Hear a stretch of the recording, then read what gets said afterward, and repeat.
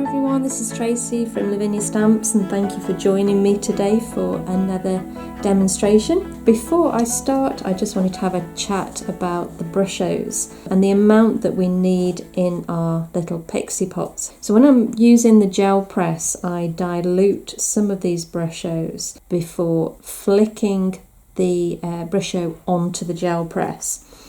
So I know that it can be a little bit confusing with the amount that we need, and it is such a tiny amount. So I'm going to just show you now the crystals, what they look like, and then I'm going to just use the back of a paintbrush and just drop a little in there, maybe a little bit more. But I hope you can see it's just a very, it's like a pinch of salt in the bottom there. And then all we do is just add some water, and I fill that to the top. So I'm going to do that to all of these.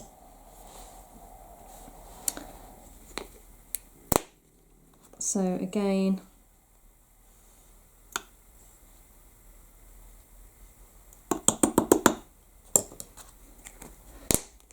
and it just means that when they come out, the colours aren't too dark.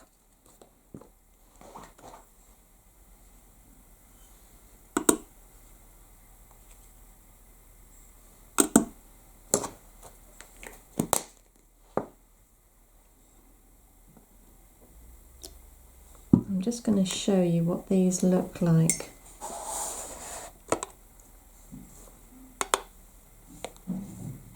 There we go. So they are really watered down, and that's the best consistency for the gel press. I mean, when you're spraying the Brushos onto a card, that's totally different again. I would just pour a little amount like that. So even a small amount again straight onto the card. Let's go with some of that one. And then spritzing.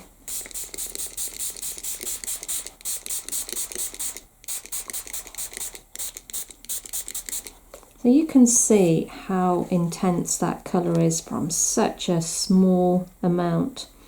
So I just wanted to explain that before we get started. Okay, so we're going to be using our A5 gel press today. We've got Sahara, this is from our Elements range, and all I'm going to do is first of all transfer that ink onto the gel press. This is a good base for the Brushos.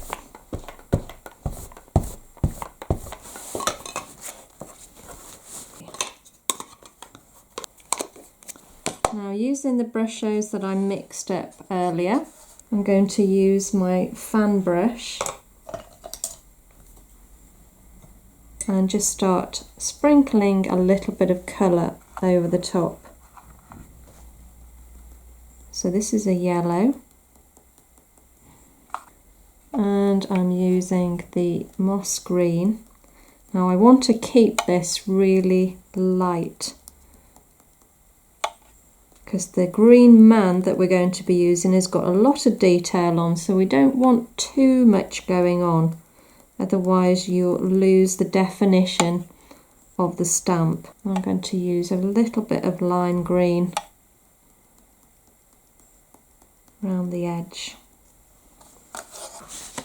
So this is our multifarious card. This is the cream, and I'm going to place that over the top and give it a smooth over.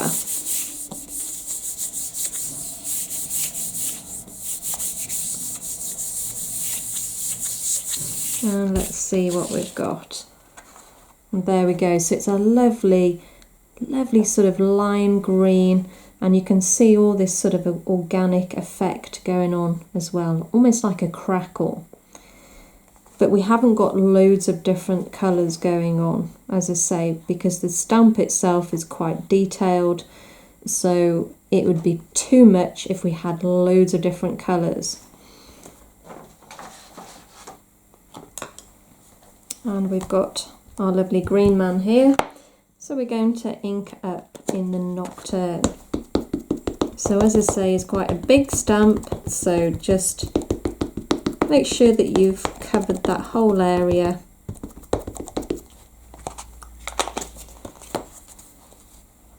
And then just flip that over, and let's place him down in the centre there.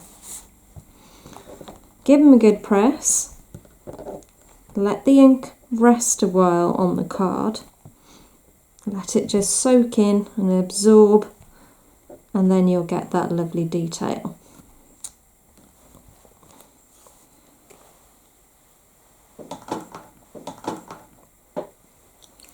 So now we're going to move over to our foliage little stamps here. We've got some leaves that come with the green man, but I've also mixed in a few pound stamps there as well.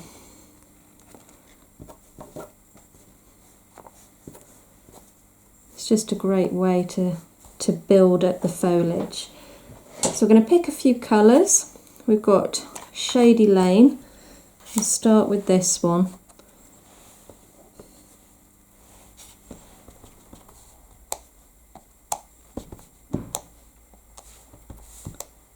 And all we're doing is just building up some colour. So it's important just to take your time with this. Rainforest, try a little bit of this one. I'm going to stamp off first because it is quite a strong colour. I think what's nice about this, you could use flowers, leaves, berries. There's lots of different things that you can use.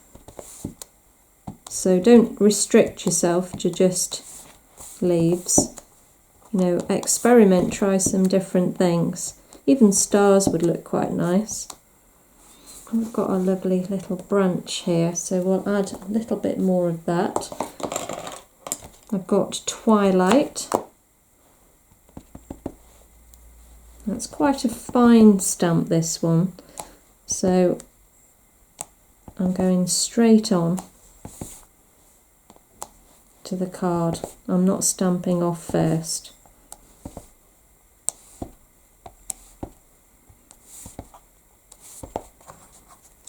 And lastly, I think we'll use, maybe we'll go with the Glamorous.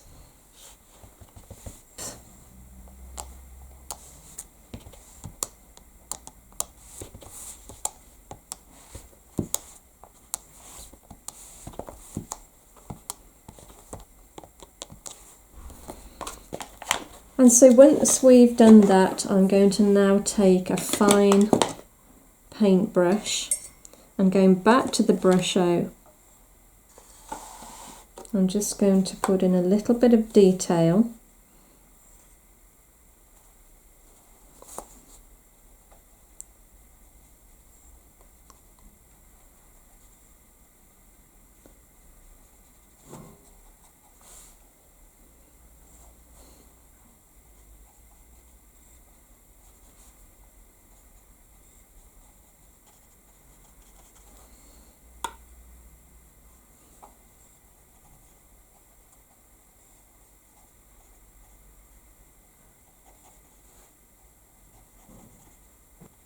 And it's just giving the face a little bit more depth, making it look a bit more three-dimensional. Just build your colour gradually. Don't be tempted to put it all on at once. You've got a little bit more control if you do it in layers. I think we're about done. So I'm just going to use a white Posca pen now, and we're just going to highlight now certain areas. So I'm going to do the eyes first.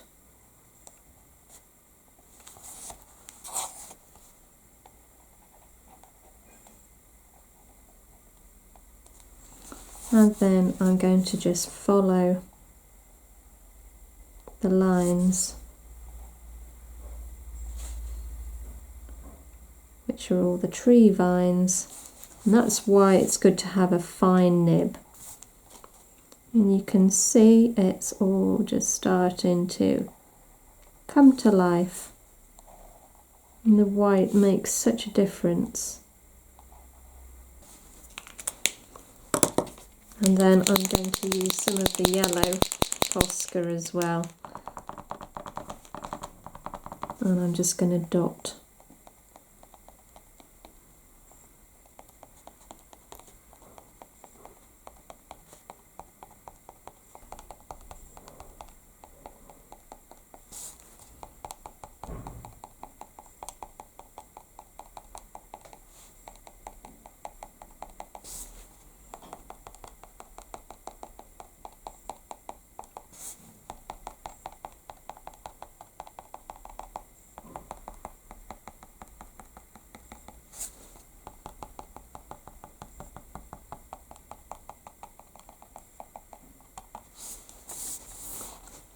Okay, and then lastly I'm going to pop a little bit of glitter over the top. So I've got my glue pen, and all I'm going to do is just put a few little dots around. I think a little bit of sparkle always sets it off well. Maybe let's go with this one. This is the Peacock Feathers, which is a lovely mix of blues, greens and golds.